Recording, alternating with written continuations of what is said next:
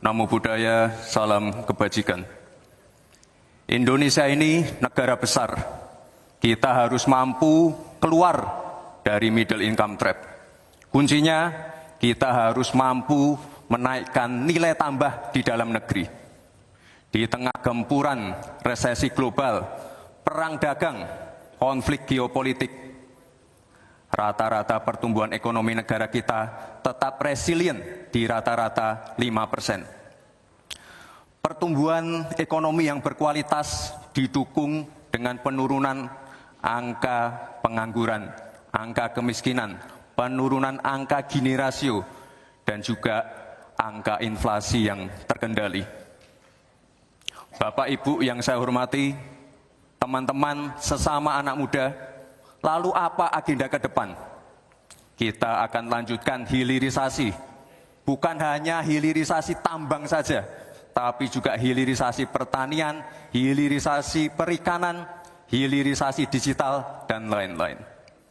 Kita lanjutkan juga pemerataan pembangunan yang tidak lagi Jawa sentris. Kita genjot terus ekonomi kreatif dan juga UMKM. Kita punya 64 juta UMKM yang menyumbangkan 61% untuk PDB kita. Jika 4 langkah tadi bisa kita penuhi, insya Allah akan terbuka 19 juta lapangan pekerjaan. Pemerataan pembangunan itu wajib. Sekarang investasi yang ada di luar Jawa sudah ada 53%. Pembangunan IKN yang berkelanjutan ini akan membuka titik pertumbuhan ekonomi baru, akan membuka akses dan juga konektivitas, sekaligus membuka lapangan kerja. IKN ini bukan hanya saja membangun bangunan pemerintahan, tapi juga sebagai simbol pemerataan pembangunan di Indonesia, dan juga sebagai simbol transformasi pembangunan Indonesia. Bapak dan Ibu yang saya hormati, saya juga berkeyakinan suatu saat nanti Indonesia akan menjadi raja energi hijau dunia. Dengan terus mengembangkan biodiesel, bioaftur dari sawit, bioetanol dari tebu, sekaligus kemandirian gula. Untuk menuju Indonesia emas, dibutuhkan generasi emas. Kita harus mampu merubah future challenge menjadi future opportunity. Kita harus punya future talents yang dilengkapi dengan future skills. Untuk itu, hilirisasi digital akan kami genjot. Kita akan siapkan anak-anak muda yang ahli artificial intelligence, anak-anak muda yang ahli blockchain, anak-anak muda yang ahli robotik, anak-anak muda yang ahli perbankan syariah, anak-anak muda yang ahli kripto. Bapak dan Ibu yang saya hormati, narasi besarnya di sini adalah keberlanjutan, percepatan, dan penyempurnaan. Terima kasih. Wassalamualaikum warahmatullahi wabarakatuh. Selamat Hari Ibu. Selamat untuk kaum perempuan hebat di Indonesia. Terima kasih. Baik. Waktu habis. Terima kasih.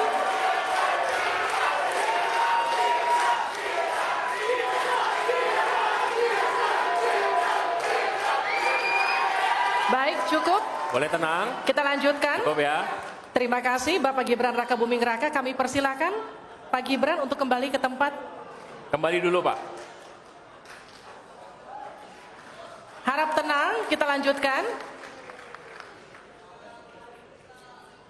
Selanjutnya kami persilakan calon wakil presiden nomor urut 3, Bapak Mahfud MD, untuk naik ke atas panggung dan menyampaikan visi, misi, dan program kerja. Pak Mahfud, waktu Bapak 4 menit. Kami akan mulai ketika Bapak mulai berbicara. Silakan. Assalamualaikum warahmatullahi wabarakatuh. Mari kita bersujud semuanya, saudara-saudara di seluruh Indonesia, kepada Ibu kita dalam rangka mengucapkan selamat Hari Ibu 22 Desember 2023 ini. Dan sesudah ini kita lanjutkan pengabdian kita kepada Ibu Pertiwi. Ada yang bertanya kepada kami, mungkin tidak Anda mentargetkan mendapat pertumbuhan ekonomi 7% di dalam 1 tahun. Karena di dalam sejarah reformasi tidak pernah sampai tumbuh sebanyak 7%. Dulu hanya itu dicapai pada tahun 89 sampai 91 di era Orde Baru. Lalu pertanyaan itu saya sampaikan kepada beberapa orang ahli. Lalu mereka mengatakan hanya karena kebodohan kita ini tidak bisa menaikkan pertumbuhan ekonomi menjadi 7% karena kita ini kaya raya dengan sumber daya alam dan sumber daya manusia yang hebat. Masalahnya apa? Masalahnya banyak korupsi dan inefisiensi di sektor-sektor pertumbuhan ekonomi, yaitu di sektor konsumsi, belanja pemerintah, ekspor impor, dan investasi. Jadi dengan demikian karena banyak korupsi, dan itu memang betul terjadi. Coba lihat, berdasar hasil SIGI, Transparansi Internasional, korupsi terjadi di lembaga legislatif, eksekutif, dan yudikatif secara besar-besaran. Korupsi juga terjadi di 3 metra alam kita ini. Kita menginjak bumi, ada korupsi di tanah dan pertambangan. Kita ke laut, ada korupsi di masalah kelautan. Kita melihat udara, pesawat terbang kita, ternyata di udara juga banyak korupsi. Akibatnya apa? Rakyat miskin. Saya ketemu dengan seorang bernama Teddy dan Joni di Padang. Seorang atau 2 orang pegawai angkutan perusahaan truk menyatakan tidak pernah bisa mendapat subsidi minyak yang disediakan oleh negara karena tidak pernah sampai di korupsi. Saya juga ketemu dengan seorang Sri Wulan, anak kecil di Parongpong, Bandung Barat. Dia mengajak saya main layang-layang. Katanya, "Bapak, saya ingin terbang seperti layang-layang meraih cita, tapi saya tidak dapat." Kemudian saya ingat pulau saya Madura. Di Madura itu kaya dengan gas alam, tetapi sampai sekarang tidak pernah dioptimalkan untuk dimanfaatkan. Maka kuncinya adalah bagaimana kita memberantas korupsi. Lalu ada yang tanya kepada saya, "Bapak, kalau Bapak jadi wakil presiden orang takut ditangkap." Saya panggil para ekonom dan para pelaku usaha, "Apa betul Anda takut kepada saya kalau saya wapres?" "Tidak, Bapak. Justru kami perlu seorang penegak hukum seperti Bapak. Karena apa? Kami kalau mau investasi di Indonesia ini diperas. Mau berusaha ini diperas. Kalau kami bayar padahal diperas, lalu ketahuan kami ditangkap katanya kami menyuap." Itulah Indonesia ini pada saat ini. Oleh sebab itu, saudara sekalian, kita harus lawan korupsi. Memembang istilah anak muda, "Hai koruptor, kutabrak kau. Hai wir, mundur kau wir. Nah korupsi, setabrak." Saudara sekalian, ini semua dalam rangka agar terjadi pemerataan seperti ketentuan pasal 3 Undang-Undang Dasar. Di Al-Quran disebut, "Kaila yakuna dulatan bainal yang." Jangan biarkan kekayaan itu hanya beredar di antara orang kaya. Waktu Bapak selesai. habis. Baik, terima kasih Pak Mahfud. Silakan kembali, Pak. Baik. Oke, mohon tenang. Selanjutnya kami akan berikan kesempatan kepada calon wakil presiden nomor urut 1, Bapak Muhaimin Iskandar, untuk naik ke atas panggung, menyampaikan visi misi dan program kerja. Mohon tenang. Waktu Anda 4 menit, Pak, dimulai dari Anda menyampaikan gagasan Anda. Assalamualaikum warahmatullahi wabarakatuh. Selamat malam, salam sejahtera untuk kita semua. Harusnya saya bicara pada debat yang pertama. Tapi hari ini saya sungguh bersyukur akhirnya bisa bertemu. Tapi jangan salah paham, bukan karena saya ambisi jadi presiden, tapi karena saya punya pelajaran yang penting selama saya berjuang di politik. Apa itu? Saya menyaksikan dan menjadi bagian dari adanya pemerintah yang memiliki kewenangan mutlak, terutama pimpinan tertinggi, untuk bisa menghadirkan keadilan dan kemakmuran rakyat. Inilah yang disebut sebagai selepet menjadi bagian dari kewenangan untuk menghadirkan kemakmuran dan keadilan. Selepet itu seperti sarung yang saya bawa ini. Bisa di kalangan santri, bisa membangunkan yang tidur, menggerakkan yang loyo, dan sekaligus mengingatkan yang lalai.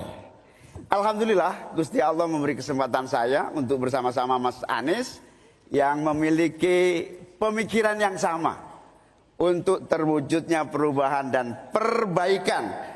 Bahkan kami berdua seperti botol dengan tutupnya. Jangan salah, selepet itu disrupsi.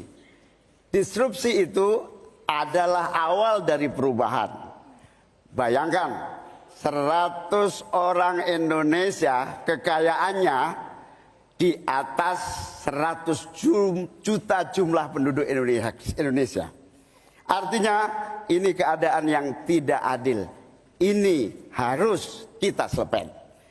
Kita juga harus punya keyakinan bahwa 100 orang yang kaya ini kita pajakin bersamaan dengan kita turunkan pajak kelas menengah di Indonesia. Hari ini cabai mahal, telur mahal, beras mahal, barang-barang mahal, tengkulak jahat, mafia penguasai dan merajalela di mana-mana. Padahal rakyat sudah kerja. Ini harus kita selepet. Angka pengangguran sudah 8 juta, 80 juta memang bekerja, tetapi di sektor informal. Mereka tidak mendapatkan penghasilan yang pasti dan bahkan dompetnya dipastikan tipis. Ini yang harus kita selepet. Amin menginginkan bansos yang memang menjadi kewajiban negara ini diteruskan dan bahkan harus ditingkatkan, sehingga kita ingin bansos plus yang semakin membawa rakyat kita memiliki kemampuan daya beli yang mendongkrak ekonomi masyarakat kita. Insya Allah, Amin akan memastikan 5% anggaran dari APBN atau sekitar 150 triliun kita khususkan untuk kamu kaum muda Indonesia. Kamu yang memiliki energi besar untuk menjadi bagian terdepan bagi kemajuan bangsa kita. Salah satunya adalah kamu, kredit usaha anak muda yang diberi kesempatan untuk mengakses sebanyak-banyaknya menjadi pelaku ekonomi yang baik.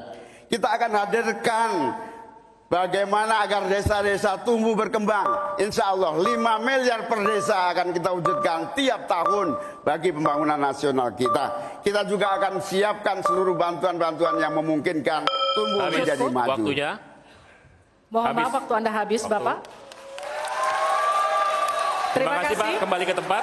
Terima kasih. Berikan aplaus dan apresiasi untuk 3 calon wakil presiden yang sudah menyampaikan visi, misi, dan program mereka.